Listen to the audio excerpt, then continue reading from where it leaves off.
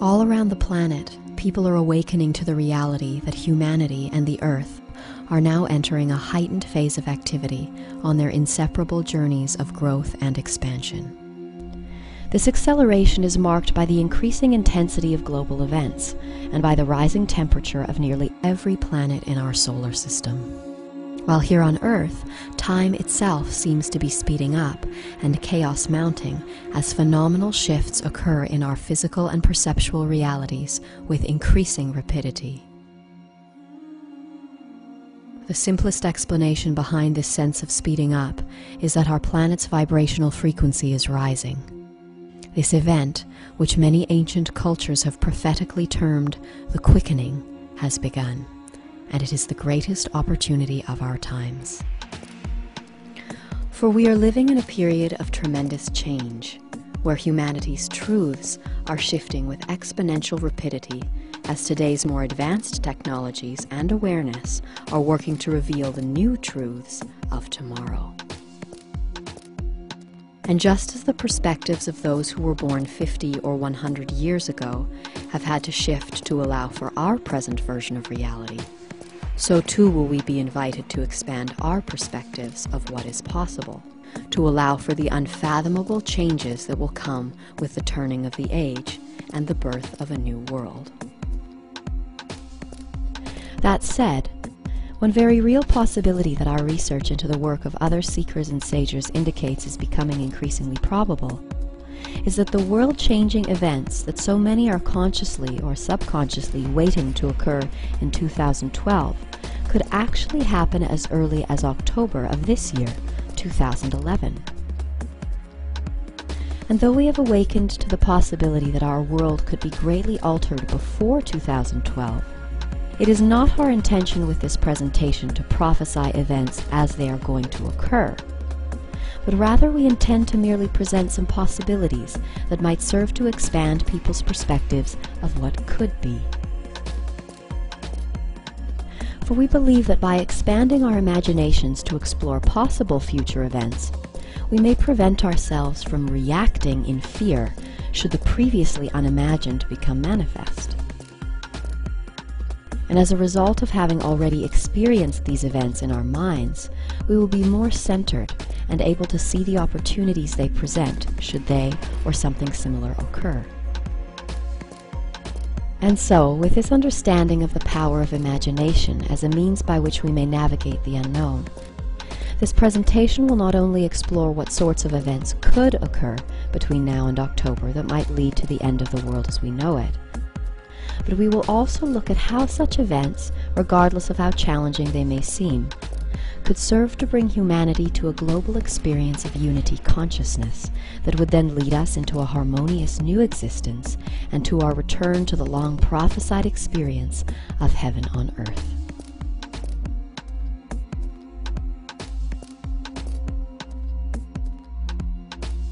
All around the planet, hundreds of millions of people are waiting for events to unfold in the year 2012 that they believe will bring either the birth of a harmonious new reality or the end of the world. But what if those world-altering events were actually to take place this year, in 2011? This anticipated period of great change and purification, which many believe will happen sometime between now and 2012, is referred to as the shift of the ages. And though there are those who believe that the shift is some grand event that is going to occur in the outer physical world or in the cosmos at some point in the not-too-distant future,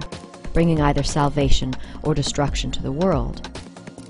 there are others who believe that the shift is happening right now, and in fact that it has been and will always be happening.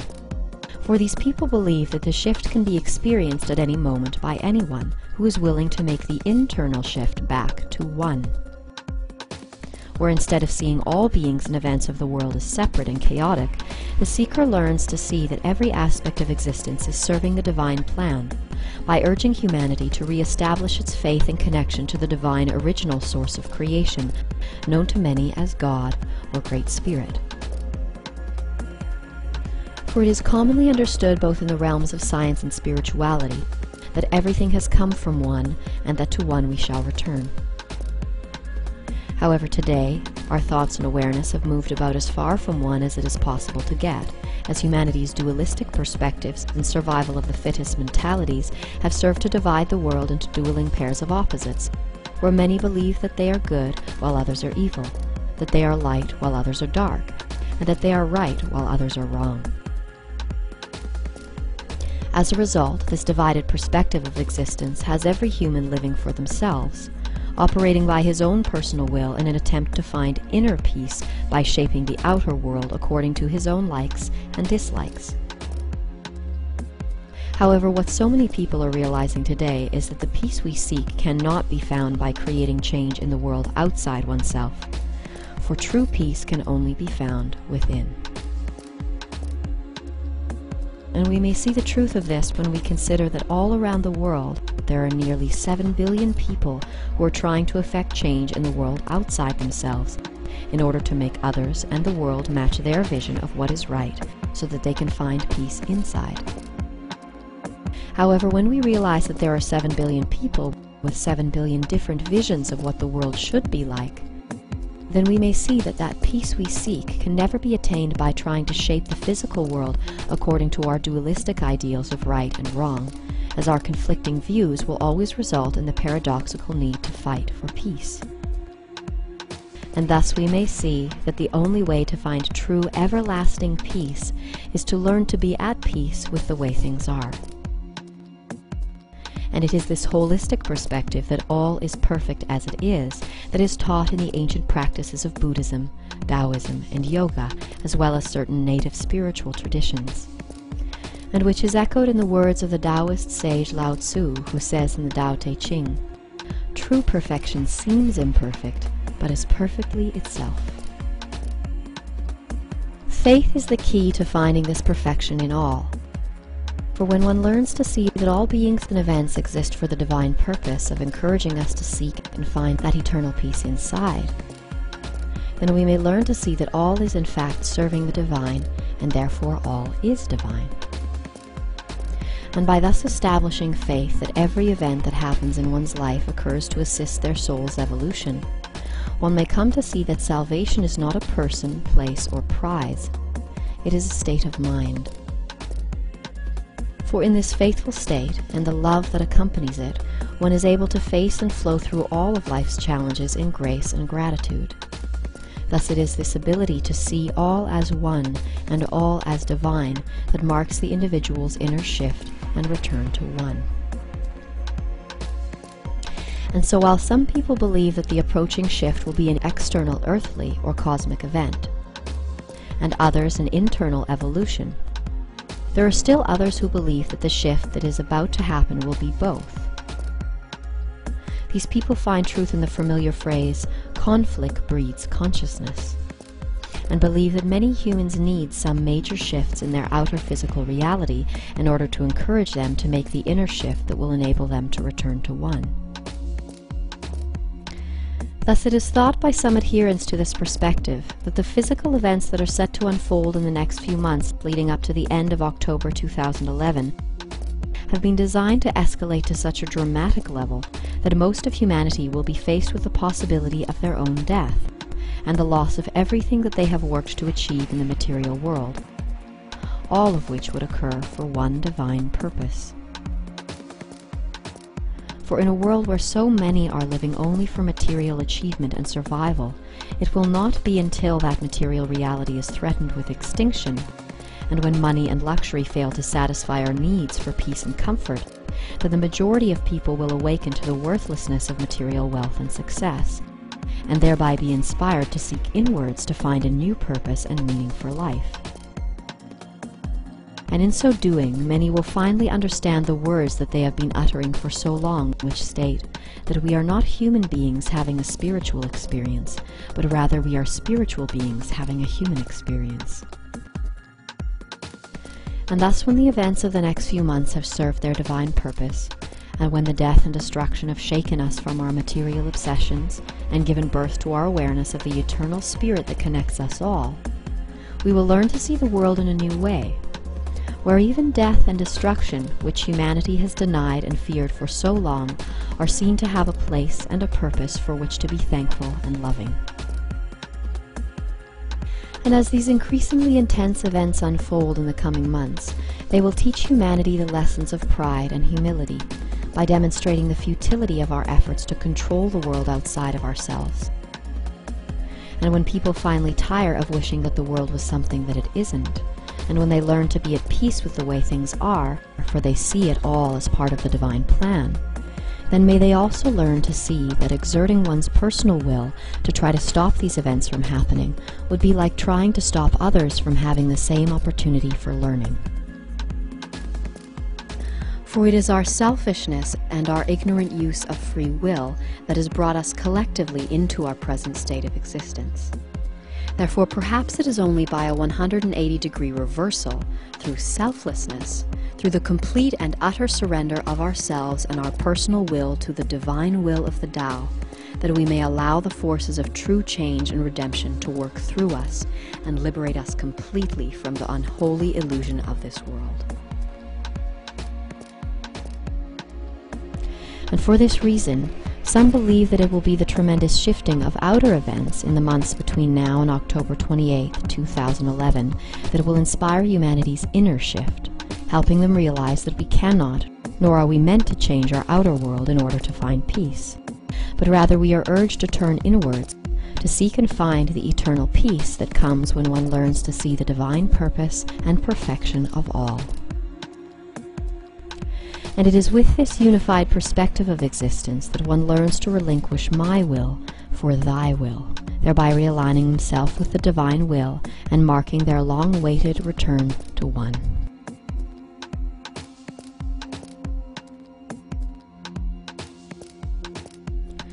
So when will these major changes occur in our outer reality that will encourage humanity to make its inner shift back to one?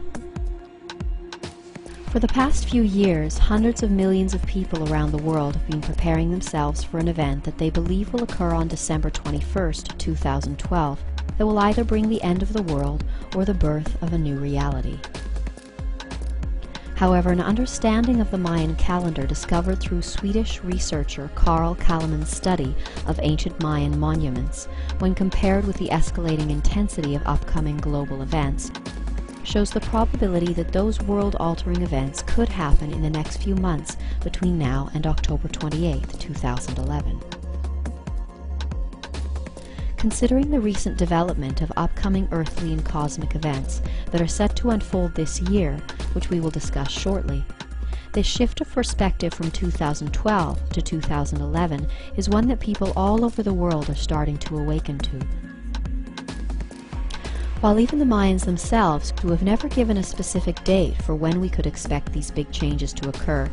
as they see the shift more as a process that occurs over time than an event that occurs on a given day,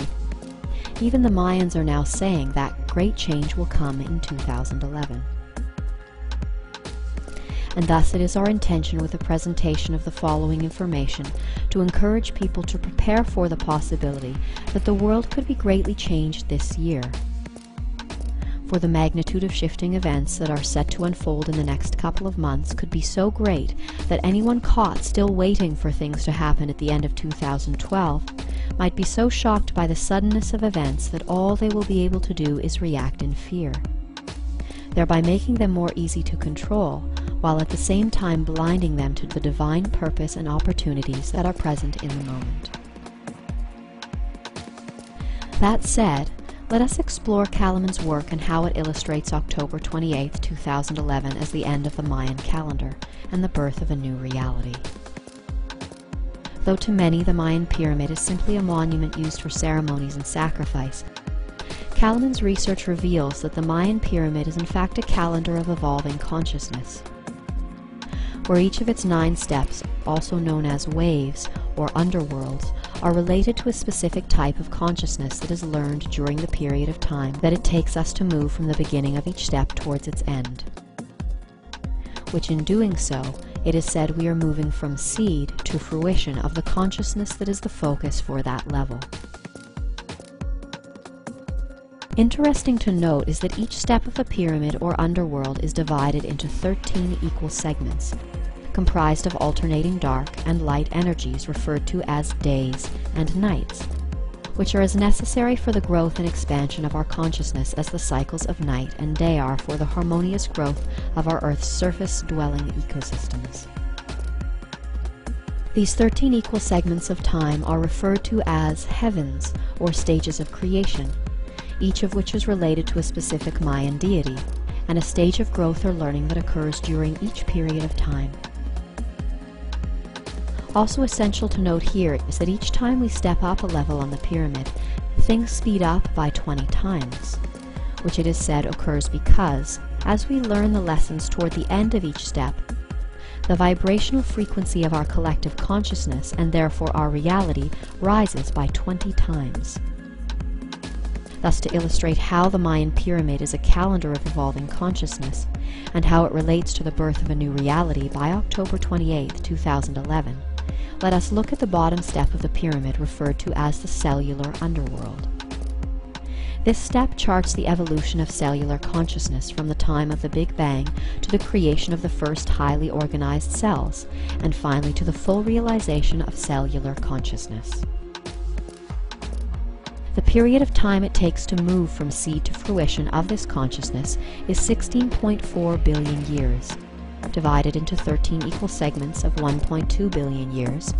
which means that during this phase of creation there occurred a subtle shift in consciousness every 1.2 billion years that brought the collective mind to a deeper experience of the cellular underworld. To explain this further, let's move to the 8th step on the pyramid, known as the galactic underworld, and whose focus for learning is ethical consciousness.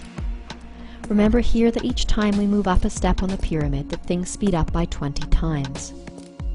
And so, where consciousness at the bottom of the pyramid was changing roughly every 1.2 billion years, when we moved up to the 8th step, which began on January 5, 1999, consciousness, which on the step just below was changing every 19.7 years, then on the 8th step began to shift every 360 days, with a focus on the collective development of our ethical consciousness. This development of our ethics can be seen quite clearly when we look at the new perspectives that have arisen in the collective mind since January 1999. For it has been since this time that humanity has taken its greatest strides to purify its ethical perspective, by realizing the impact that our choices have on the healthy, harmonious existence of ourselves, the earth, and all living things.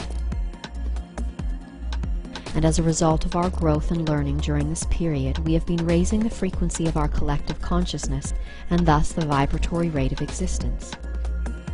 thereby resulting in the speeding up of everything by 20 times that occurs as we near the fruition of learning on each step of the pyramid. And it is this increase in the vibration of consciousness that is responsible for the sensation of the quickening that so many people are experiencing around the world. For as the vibratory rate of our consciousness speeds up, so does everything in creation, including time and awareness. To get a better understanding of the process of this quickening that is leading us to its climax on October 28, 2011, let us consider the 7th wave that began in 1755 AD at the beginning of the Industrial Revolution, at which point consciousness began shifting roughly every 19.7 years, until January 5, 1999, when it sped up again and began shifting every 360 days. This is why we had what were referred to as generation gaps in the time before January 1999. Because prior to that date, our consciousness shifted at a slower rate. When a new thought was introduced to the world, it would take a longer period of time for our consciousness to assimilate that concept. For instance, when the perspective that women are equal to men was presented to the Western world, it took roughly 20 years for that seed of an idea to take root. However, for those who were alive for 40 or 60 years before that idea was presented, it could take longer for their perspective to switch, if it did at all, because they had spent so long seeing the world in a way that was different to what was now being presented. However, that all changed when we moved up to the 8th wave in January 1999, at the same time as the global proliferation of the Internet, for human consciousness then began to expand at an accelerated rate, as any new idea or concept that was created or realized could be immediately learned by anyone around the world, regardless of how young or old they were. And because our perspective of the world was accelerating at a speed relative to the phenomenal global growth of the Internet, many people around that time experienced a sensation of quickening. And though this quickening is perceived by many as a speeding up of time, still others believe that it isn't time that is speeding up, but rather that it is the amount of change and information that we are able to process in that time that is accelerating. Thus, aware of this concept of the quickening of consciousness, let's now look at the ninth step, or wave, which began just recently on March 9th, 2011, 2 days before the earthquake in Japan, at which point consciousness, which was previously shifting every 360 days, is now shifting every 18 days, which it will continue to do until October 28, 2011, when it is said that we will come to the simultaneous completion and full realization of all 9 underworlds at once. Which in other words means that around the end of October, every living thing, which is an individual thought of the collective mind, would somehow come to the simultaneous full realization of every level of creation from the moment of the Big Bang to the completion of the Mayan calendar on October 28th. And here it is thought that the only way that we could come to the simultaneous full realization of every aspect of creation is to become one with it. For no one knows you like you know yourself. And therefore, in order to truly know every aspect of creation, some believe that we will be given the opportunity to experience our oneness with everything that has and will ever exist, as if it were ourselves. And it will be through this experience of oneness that we finally realize truly who, what, when, how, and why we really are. This return to one is reflected in the scientific and spiritual teachings around the world, which uniformly agree in the expansion and contraction of the universe, and which also state that everything has come from one, and that to one we shall return. This concept of our return to one is also supported in the focus for learning during our current experience of the ninth wave, which is dedicated to the collective development of our unity consciousness, which Kalaman's research indicates will be fully realized by October 28, 2011.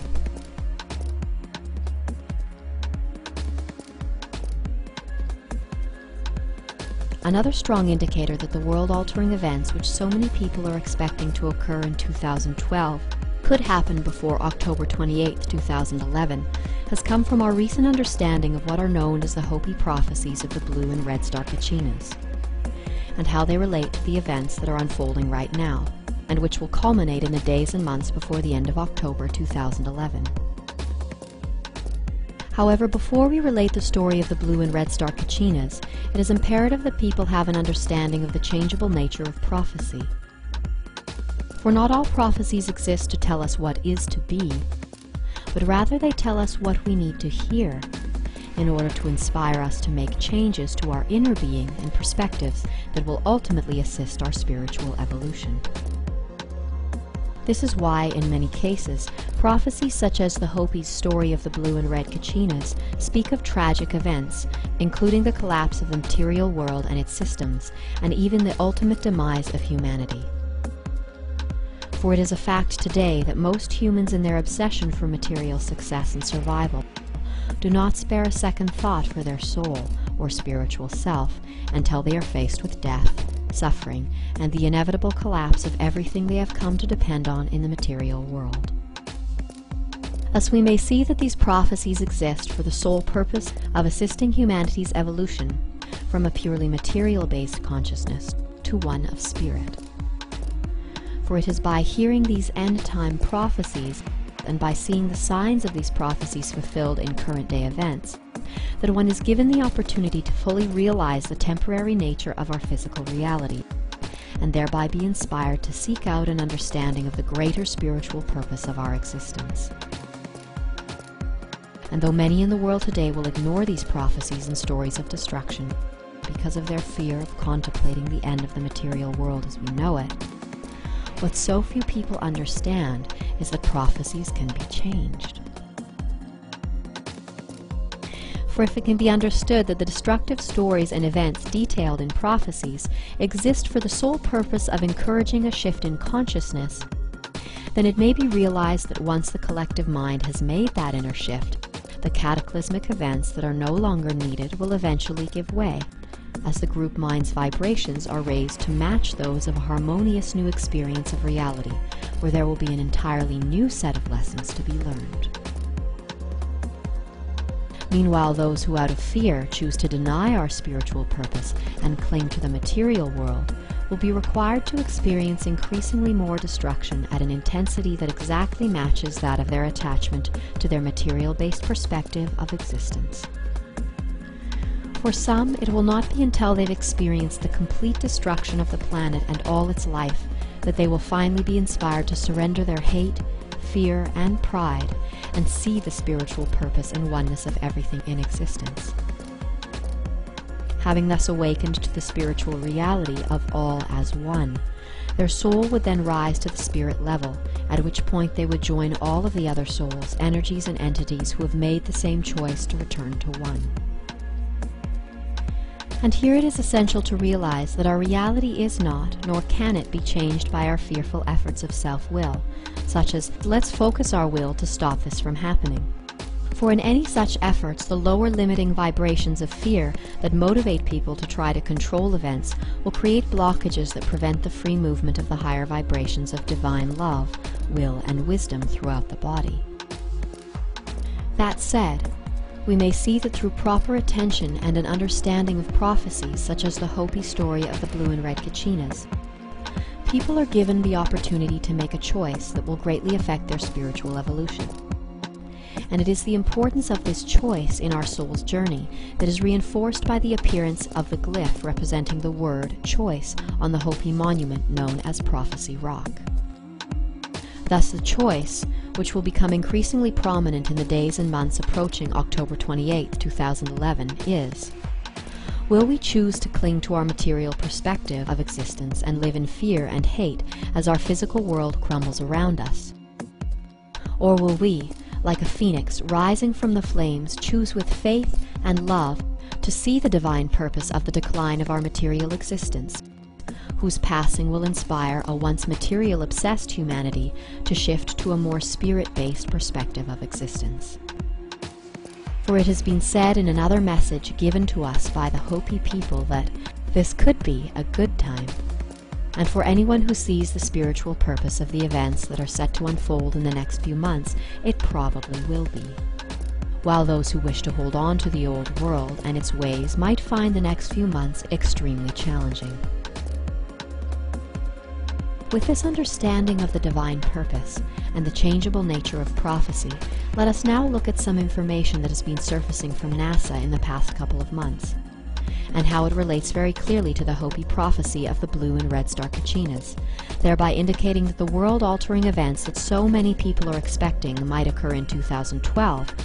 could happen as early as October 2011. Thus, the Hopi prophecy of the blue and red star Kachinas, which may be read in its entirety at the link below, speaks of 4 celestial bodies that will appear in our skies announcing that we have entered the end times. These 4 bodies are referred to in the prophecies as Pagongahoya and Palangahoya, the guardians of the North and South Poles, Nangasohu, referred to as the blue star Kachina, and the red star Kachina, also known as the Purifier. It is said in the prophecy that in the final days we will look up in our heavens and we will witness the return of the 2 brothers, Pagongahoya and Palangahoya, who helped create this world in the birthing time. In the final days, the blue star Kachina will come to be with his nephews, and they will return the Earth to its natural rotation, which is counterclockwise. It is also stated in the prophecy that the return of the blue star Kachina, who is also known as Nangasohu, will be the alarm clock that tells us of the new day and a new way of life, that a new world is coming. This is where the changes will begin. Of extreme interest is the fact that NASA has recently, albeit quietly, released that there are 3 what are presently being called comets heading to Earth right now, all of which will be visible and in very close proximity to the Earth between the dates of August 15th and September 26th, 2011. Though the first body to make its pass will be Comet Honda coming in from the south, and at its closest approach to Earth on August 15, 2011. Of particular note is the body that people are referring to as Comet Elenin, which much research is showing is either a supermassive brown dwarf star or is being followed very closely by one. This conclusion has been derived from the fact that there have been 3 alignments with this comet, the Earth, and at least one other celestial body over the past year and a half. And each alignment has resulted in a major earthquake on Earth. To see the dates of these alignments for yourself, you may visit NASA's Jet Propulsion Laboratory webpage at the link below. Here you will see that the first alignment with Elenin occurred on February 23, 2010. On the same day as the massive earthquake in Chile. The next alignment on September 4, 2010, which corresponds with a recent earthquake in New Zealand, and there was a third alignment around March 11th on the same day as the major earthquake in Japan. The fact that these alignments all occurred when Elenin was a great distance away from the Earth indicates the incredible mass of the object,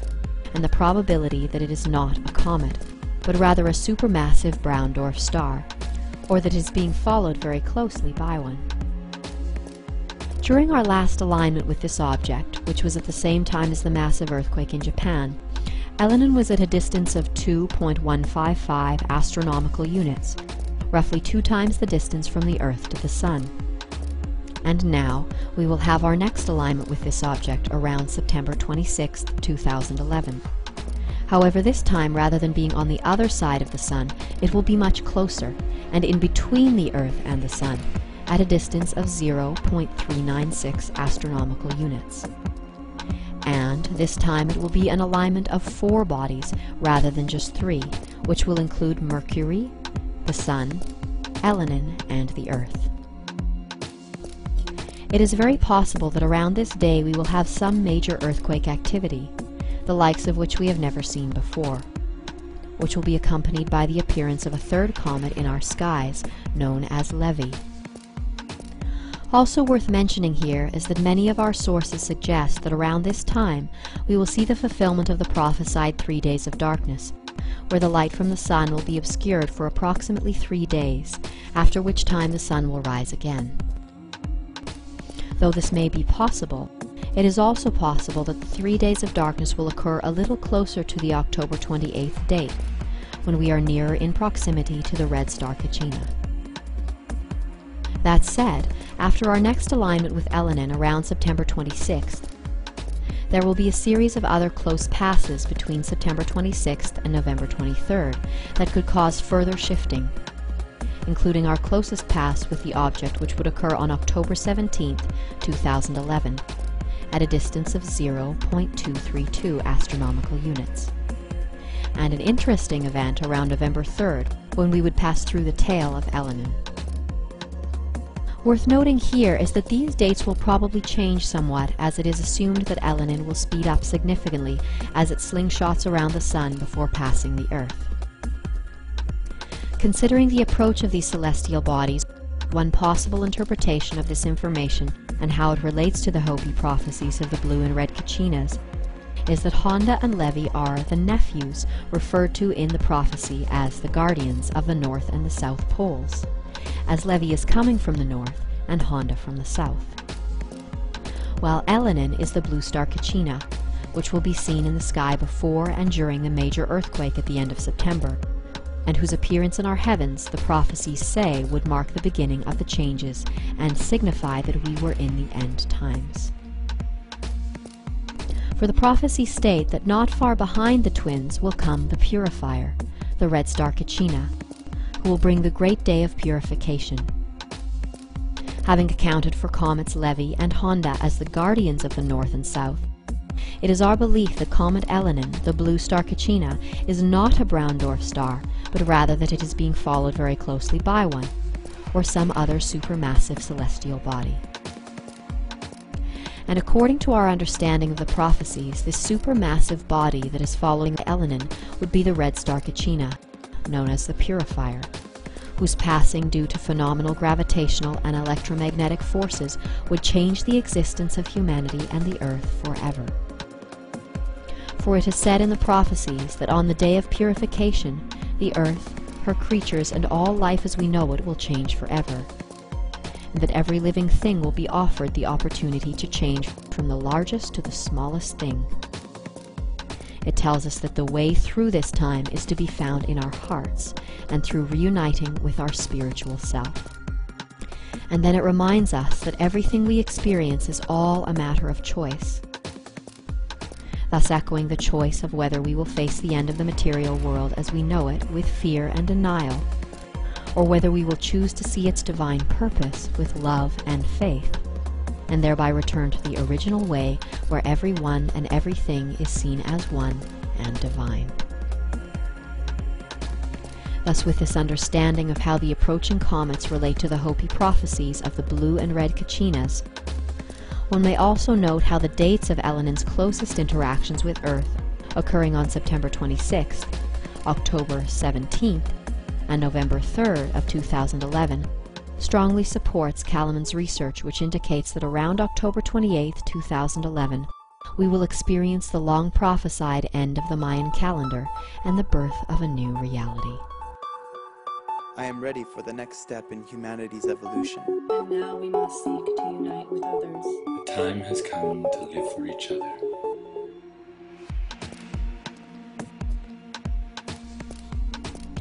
Having explored the possibilities of how the world could be greatly changed by October 28, 2011,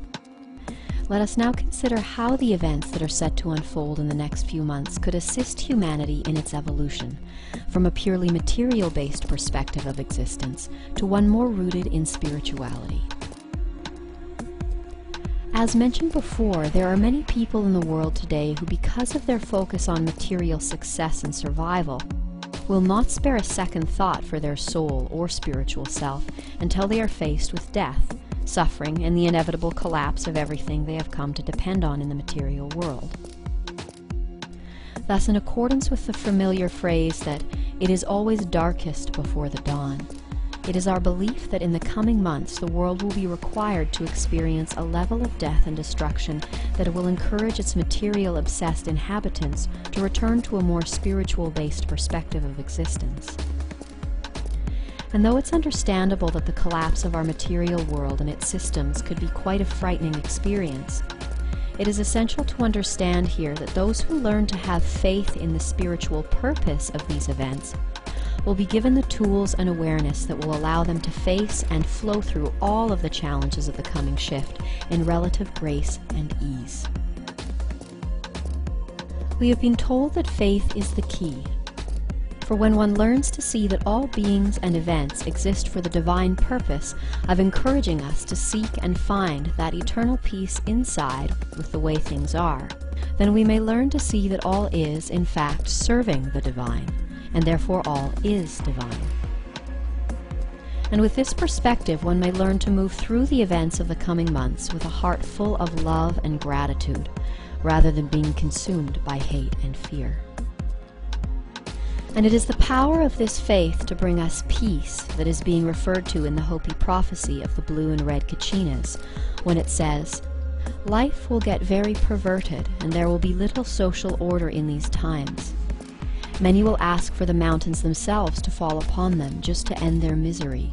while still others will appear as if untouched by what is occurring, for they are the ones who remember the original teachings and who have reconnected their hearts and spirit." Having thus remembered the divine role that destruction may play in our spiritual evolution, let us now explore some of the potential challenges that could unfold in the next few months that might assist our soul's journey back to one. And remember here that it is not our intention with this presentation to prophesy events as they are going to occur, for it is our belief that our future is always changing in accordance with our willingness to learn new lessons and perspectives. That said, our intention herein is to merely present some possibilities of what events could occur that might lead to the collapse of the material world as we know it, and to humanity's subsequent return to a spirit-based consciousness. Though to many people whose perspective of the state of our world is molded by popular news and media, The idea that our entire material reality could collapse in the months between now and October 28, 2011, might seem like a sensationalist Hollywood film. What so few people realize is that the process is already well underway. In truth, a simple string of events whose elements are already in place could cause the toppling of our existing world systems within as little as a week or 10 days. And though it may not look exactly like this is one possibility of how it could happen. All it would take is another staged terrorist attack in an American city similar to that of 9/11. Except this time, rather than airplanes, the damage would be delivered by a device called a suitcase nuke, which is a hypothetical suitcase-sized nuclear bomb, which has begun to receive a lot of mention in films and news reports within the popular media. If such a bomb were to go off in an American city, and the authorities were to link its creation to Iran, whom the US is wrongfully accusing of developing nuclear weapons, in the same way that it accused Iraq of developing weapons of mass destruction, this would pave the way for a US-led Allied attack on Iran, which would then mark the official beginning of World War III. In truth, this war has already begun, with US-led trade sanctions against Iran being imposed by the United Nations, in an effort to cripple the country's military and economic production, while the US and its allies make preparations for war. It is also known that for some months now the US has been amassing troops and weapons in Israel in preparations for a massive offensive in the Middle East. However, with the US having recently reached its $14.3 trillion debt ceiling, with the dollar flagging and the euro near collapse, and with the US already overextending itself in wars in Iraq, Afghanistan, Libya, and Pakistan, its decision to engage in a world war, along with the crippling effects of the staged terrorist attack, would crush whatever faith remained in the US markets and result in the collapse of the American dollar, which would in turn begin the spiraling collapse of all the world economies. With world oil prices hovering at record highs, the Iranian president has promised that as soon as the first bomb drops on Iran, he will set the oil fields on fire. Thus, with the value of the euro and the dollar dropped through the floor, the flaming oil fields would result in the skyrocketing of gas prices, which would then lead to the inability to transport food and other goods around the world. Statistics indicate that without steady transport, most urban centers would be depleted of food and resources within 3 days. And as quickly as that, the world would be changed forever. However, there is much research which we will post on our webpage that indicates that these are just the beginning of a series of progressively intense and unfathomable events that have been designed to be so shocking that many people who are completely unaware of them will be desperate for any form of salvation. And it will be at the point of humanity's greatest desperation that those who have orchestrated these events will provide one self-serving solution, and that is to unite the globe under the authority of a new world order. Here our existing political, economic, and military institutions would unite under a one-world government, one world economy, and one world religion, which would offer to meet the immediate needs of humanity, providing food, money, and medicine, and even miracles, in exchange for complete obedience and subservience to the system. However, it is essential to understand here that even though the voice calling people to the New World Order may use the appealing words of unity, truth, and service, it will only be offering a temporary solution to the symptoms of humanity's suffering, along with promises to preserve a degree of comfort and security within a familiar system, where people are divided by the old world perspectives of good and evil, rich and poor, strong and weak. This voice will speak to people's fears and to their desires to protect and preserve the self. And all those who choose out of fear to cling to the material and continue their support of a ruling elite who have proven their lack of caring for the world and its inhabitants, will by the quality of their own thoughts and emotions be required to experience increasingly more hardships until such a time that they are willing to put their faith in the divine spirit, rather than the corrupt institutions of man or his false gods. So what sort of events could unfold in the next few months that might bring the world to such a state of desperation that it would agree to uniting the planet under the authority of a new world order? Should events similar to those mentioned previously occur, it is possible that the desperation caused by global food shortages and the collapse of the world's economies could lead to worldwide pandemonium as cities erupt in mass riots and looting, while people rise against each other and their governments in a desperate attempt to acquire food and resources for themselves and their families. This violence would be greatly compounded by the threat of nuclear war and invading forces that would be escalating around the world. Add to this the hysteria that would be caused if the Earth was shrouded in 3 days of darkness that most people didn't know would end. And then add another devastating earthquake which would cause the meltdown of 30 nuclear reactors around the planet,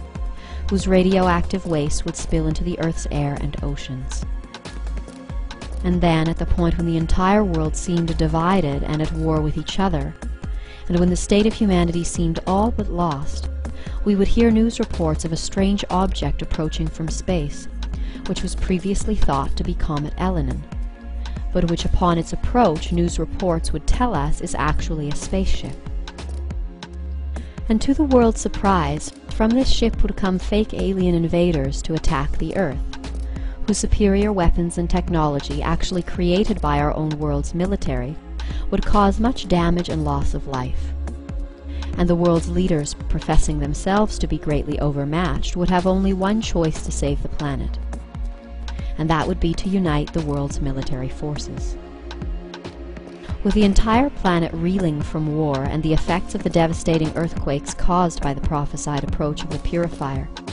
people all over the world would be praying for a miracle, when all of a sudden their prayers would be answered. Somehow the Earth's allied forces would miraculously defeat the aliens in a staged final battle, seemingly through their own military might, or with assistance from other aliens, either real or fake, or even through the supernatural assistance of a false messiah-like figure. And when the world allied forces destroy the approaching ship, which was once thought to be a blue comet, we would see the fulfillment of the 9th and last sign of the Hopi prophecies, indicating that we have arrived at the end times, which reads, "You will hear of a dwelling place in the heavens, above the earth, that shall fall with a great crash. It will appear as a blue star. Very soon after this the ceremonies of my people will cease. For very soon afterward the red star Kachina will return, and he shall bring with him the dawn of the 5th world." With the alien threat defeated,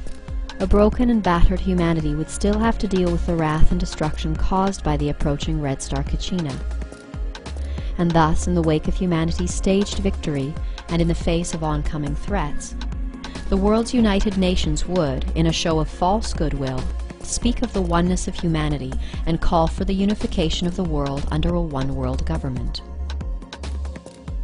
All of the world's debts would be erased, and a new global currency would be created, of which everyone would be offered a set number of credits in exchange for their willingness to keep working for the self-same system of governance and authority. Anyone wishing to receive these cash credits, food supplies, and medical care from this one-world system would be required to get a microchip implant that would allow their movements and ID to be tracked. And all those who do not comply with the rules and regulations of the system would simply have their chip deactivated.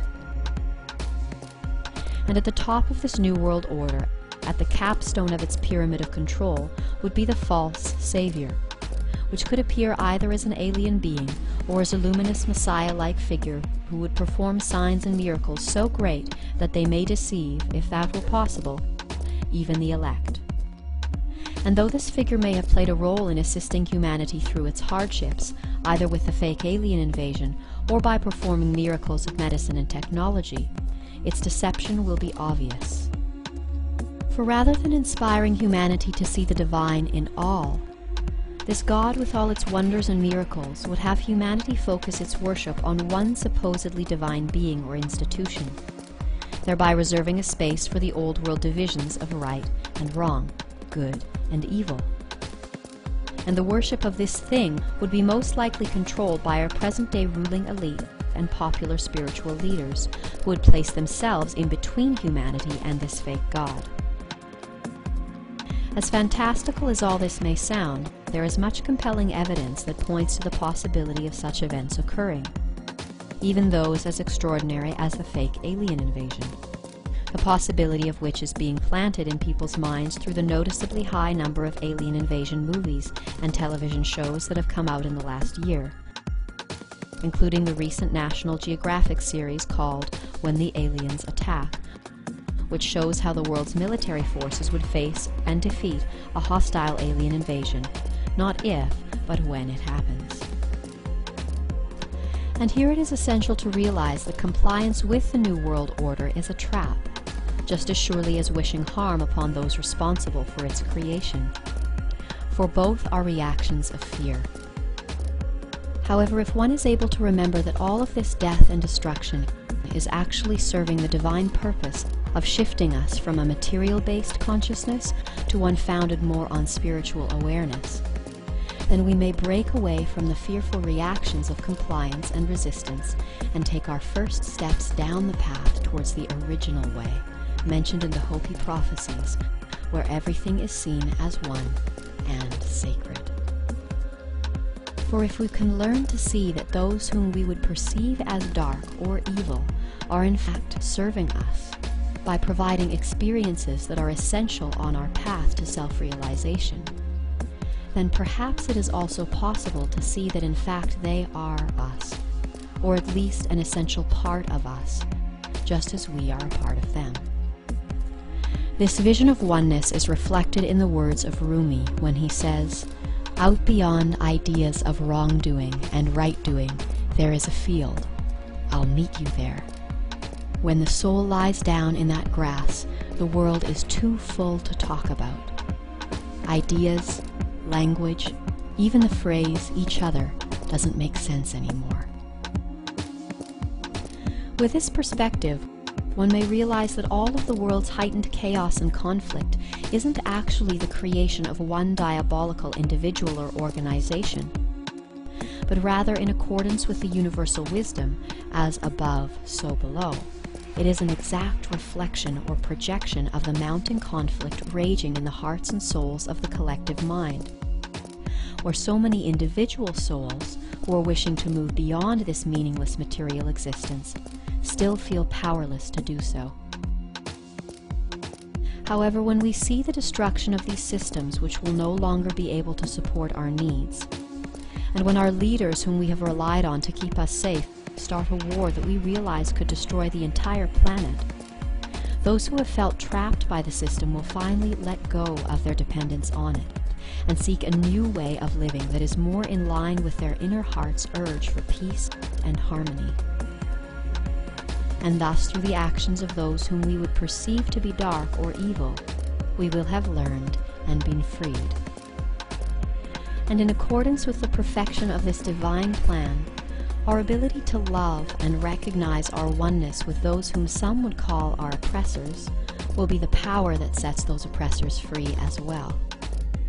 For the prophesied return of the purifier will open up the book of life, where the thoughts and deeds of every living being throughout creation are recorded for all to see. And here every soul will have the opportunity to experience the suffering that it has caused through the course of its lives. And as those whom many would call their oppressors scan through their experiences, they will see how the hurt that they have caused is met with hate, anger, and with thoughts of revolution and murder, and they will feel justified in their cruelty. However, as they continue their search deeper into the book of life, they will come across those who, even though they suffered greatly at their hands, have felt only love. And it will be at this moment that those souls which previously knew only hate will learn the spiritual truth that a person can be redeemed just as surely by getting love as they can by giving love. And by thus learning to love and be loved, we will rise above the challenges of this dark night of the soul to meet the dawn of the glorious resurrection together as one.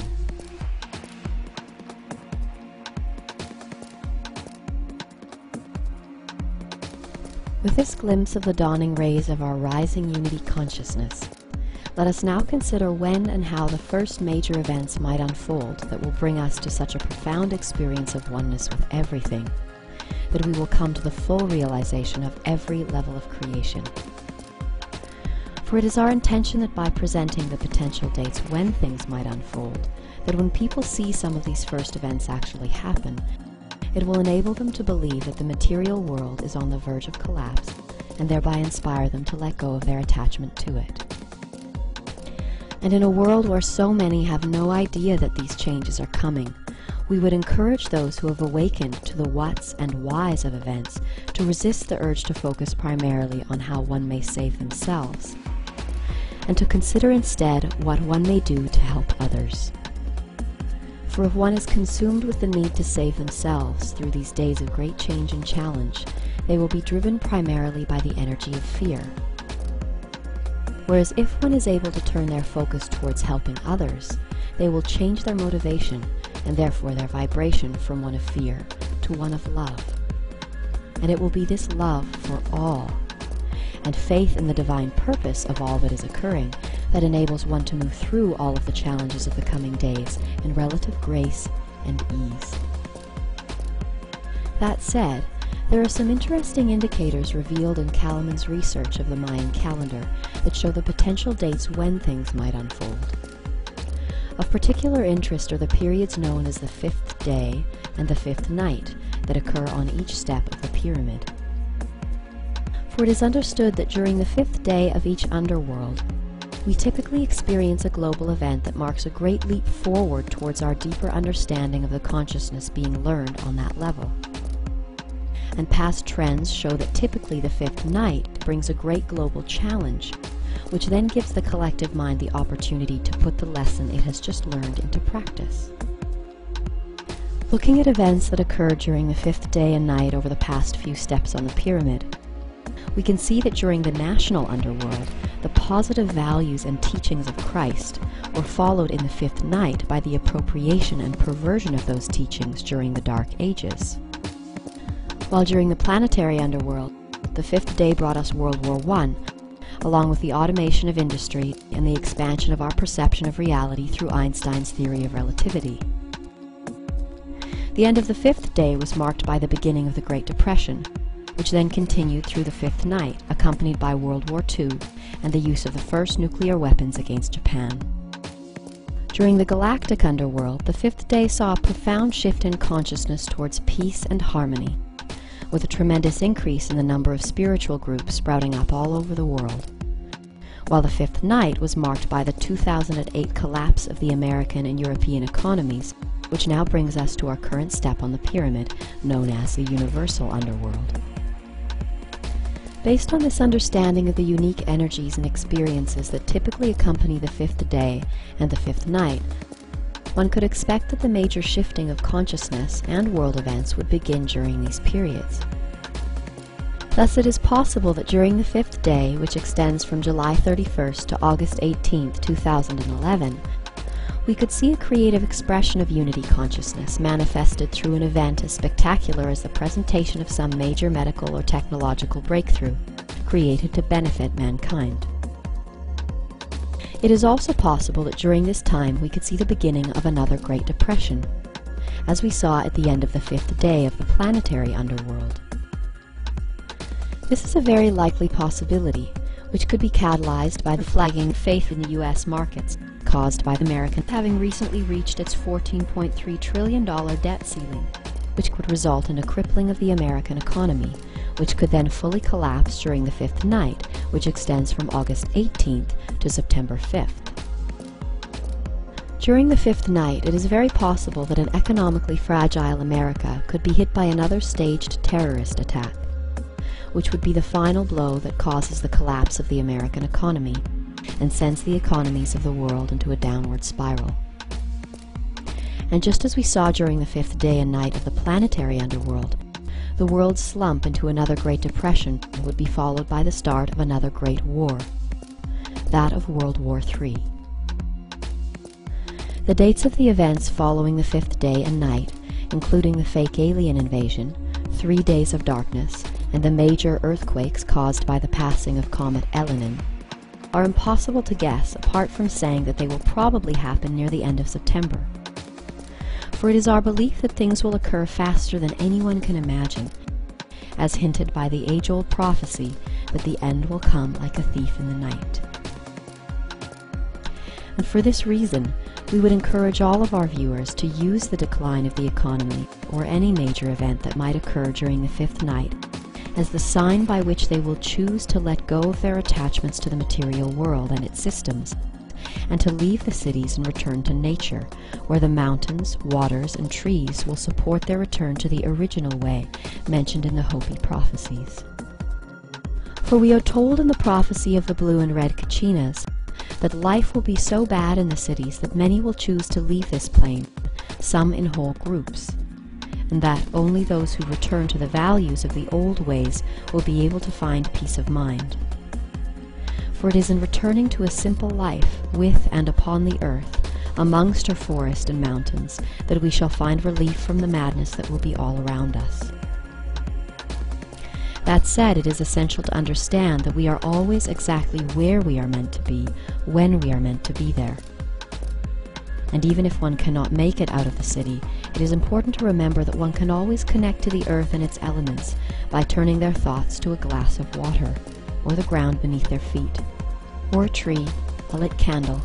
or even a light breeze. And so with this understanding of when events might unfold, let us consider how the increasing intensity of world events has been divinely orchestrated to bring all of us to such a profound experience of oneness that we would come to the full realization of every level of creation by October 28th, as suggested in Kalaman's research of the Mayan calendar.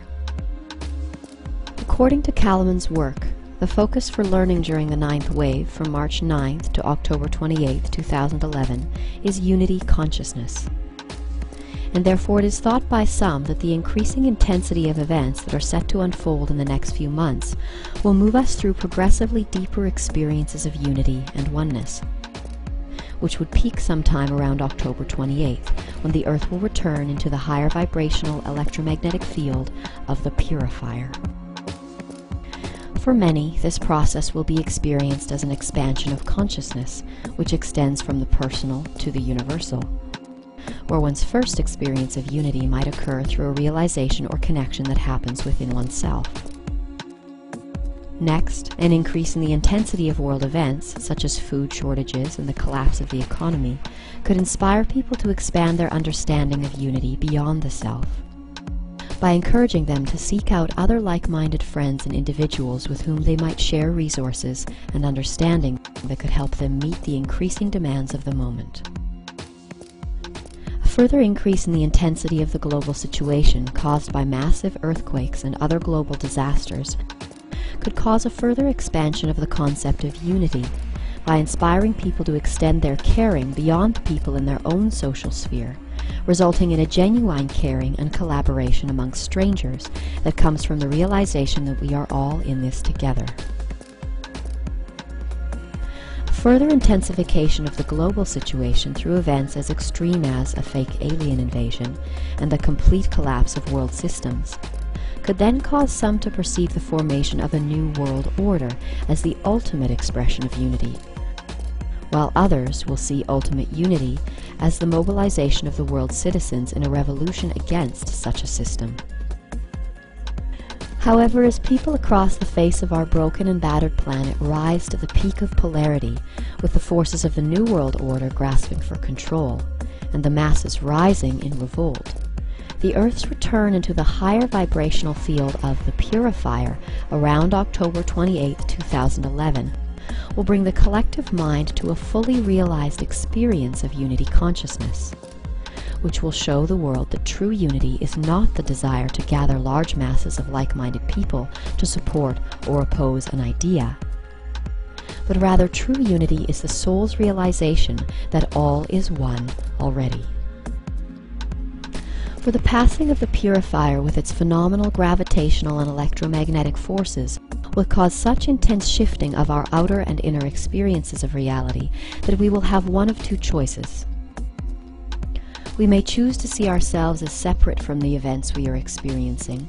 which could rise to such a peak of intensity that our increasingly fearful desire for things to change would drive us insane. Or we could choose with love and faith to surrender our personal will to the divine will of the Tao, and realize that all that we are experiencing is a projection of our minds, and that it is divine. And in accordance with the divine wisdom given to us through the Tibetan Book of the Dead, we will see that recognition is simultaneous with liberation. For just as the soul's journey through the bardos encourages one to recognize that everything we experience is a divine projection of our mind, so too are we urged to realize the same during our brief journey through the material world. Although such spiritual seeking is met with little success in today's world, because of the extreme difficulty in reaching integration in a vibrational field that is as psychically polluted as that of the Earth, during the revolving course of the cosmic cycles, there arise periods when great redeeming energies return to the Earth, allowing the process of integration to proceed more easily and rapidly. All around the world there exist ancient cultures and wisdom keepers whose texts and teachings reveal knowledge of such periods having happened in the past, while some even hold prophecies telling of the impending return of these forces of salvation. However, here again it is essential to understand that this returning Redeemer is not a physical personality of majestic stature residing somewhere outside the dense material world, but is essentially an impersonal divine unifying consciousness manifesting itself as light, love, and wisdom in a field of cosmic rays emanating from the center of our galaxy via the purifier. Thus the return actually refers to the Earth's cyclic re-entry into the purifier's higher vibrational field, at which point we are anointed by its divine light and influence. And it is because of this divine anointing that the return is widely referred to as the return of Christ, which, stemming from the Greek word Christos, means the anointed one. Thus we may see that Christ consciousness is not exclusively available to Jesus, but is available to every human being who experiences the infinite, changeless reality that lies at the core of each one of us. For just as the Christ through Jesus displayed only faith and love during experiences of great suffering, so too will all those who wish to follow Christ's narrow path be urged to face the challenges of the coming months with faith, love, and wisdom, willingly sacrificing their fears and attachments to the self, so that they may open themselves up to the fully expanded realization that all is one and divine. For in this period of purification, the mirror of truth will be held up for all to see at last, what we have become and which master we have truly served. And when humanity is left with no other choice but to face the truth and ourselves in utter honesty, to look, to see, and to weep in genuine repentance, then can love open our hearts and reveal to us the way of true devotion and holiness. It is thus through humble surrender that each person is given the opportunity to hasten their own spiritual growth and simultaneously transition into a bright new era. So how might our interaction with the purifier bring us to such a profound experience of oneness with everything, that we would come to the full realization of every level of creation by October 28, 2011? The answer to this may be summed up in one word: vibration. For if NASA's information suggesting that Comet Elenin is or is being followed by a supermassive brown dwarf star is true, then we will be greatly affected by the extremely high vibrations of its electromagnetic field upon passing, whose frequencies will be so great that some people say they could alter our experience of reality by raising our vibrations to the point where we will experience other dimensional planes, as evidenced in the Hopi prophecy of the blue and red Kachinas, where it says, "When the purifier comes, many things will begin to occur that will not make sense, for reality will be shifting back in and out of the dream state. Things unseen will be felt very strongly. There will be many strange beasts upon the earth in those days, some from the past and some that we have never seen. The nature of mankind will appear strange in these times we walk between the worlds, and we will house many spirits even within our bodies. After a time we will again walk with our brothers from the stars and rebuild this earth, but not until the purifier has left his mark upon the universe. That said, it is widely accepted in both the realms of science and spirituality that the human body, comprised mostly of water, is a conductor of sound, light, and information, all of which travel through our bodies as vibrations. Aware of this, we may now imagine that as the higher vibrations of the purifier move through us, they will cause our bodies to resonate with their frequency. Thus, as our vibrations rise and match the never-before experienced frequency levels of the purifier, we will be able to perceive higher levels of the electromagnetic spectrum, at which point we will be able to perceive all of the sounds, images, and entities that exist within our newly achieved range of frequency. Vibrating at this level, the spirits of the dead may be seen and heard, rising to meet the coming dawn, as humanity expands its senses and consciousness to perceive the forgotten fifth element of ether, that which connects us all. Here, too, we may perceive the parallel realms of the astral planes and share encounters with mythical beings, all of whom will attend us and the rest of humanity as our increasing frequency brings us all closer to a collective experience of oneness. As we reach the peak of frequency, the voices of others that we have begun to hear in our heads will rise in numbers and climax at the point when we hear all the thoughts of creation and experience all actions as if they were our own. So too may it seem like all the events of these lives are happening at once, and that all places are this place. As one may imagine, this expanded perspective of oneness could be quite an intense experience. And for those who choose to hold on to their knowledge of what is and is not possible, such events will threaten to shatter their psyches, as every sense is simultaneously overloaded. Thoughts of good or evil will give rise to those of their dualistic opposites and attract like energies that further threaten the traveler's ability to stay safe and sane. And here we will have a choice, to either clutch to the banks of that raging river and be dashed against the rocks, or to simply let go and surrender to the roar and the flow. Some will try to hide from this experience. Some will try to escape it. Some will welcome it. Some will recognize it. And some will have known all their lives that the end would be like this, exactly like this. As the truth of oneness, followed by divine love, returns to our ailing planet, those who love the truth and who are therefore consecrated to serving the truth without compromise or self-concern will greatly rejoice at the shattering of the illusion of separation. And when at long last humanity is awakened to its oneness with the earth and all living things, we will raise our voices as one and join the eternal song of the universe. Have faith, for we are awakening as one.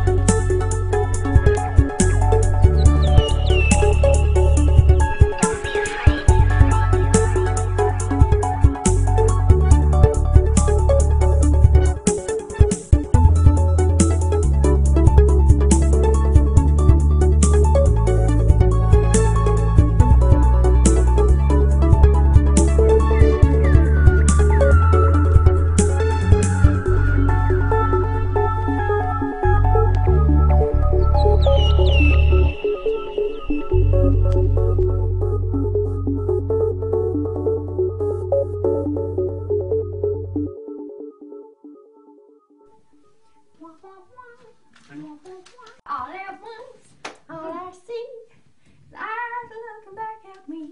and all is one looking through the eye that's looking back at you.